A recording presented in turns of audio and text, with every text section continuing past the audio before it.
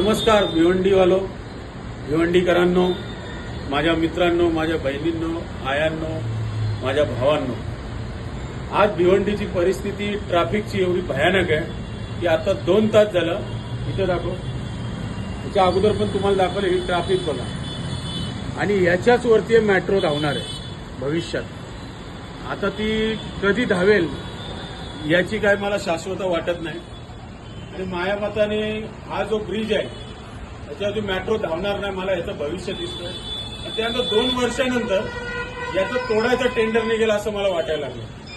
तर माझं म्हणणं आहे की याच्यावरती मेट्रो धावणार नाही, तर त्यापेक्षा या ब्रिजला तुम्ही म्हणजे जे 4 व्हीलर बाईकवाले आहेत त्यांना जाण्यासाठी घोषित करून टाका. कारण की स्टेशन पण आहेत प्रत्येक जागी.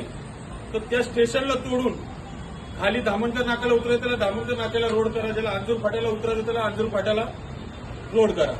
म्हणजे ही जी ट्रॅफिक पासून जी भिवंडीकरांची जो त्रास आहे तो लोकलवाल्यांचा सगळ्यांचा कमी होऊन जाईल.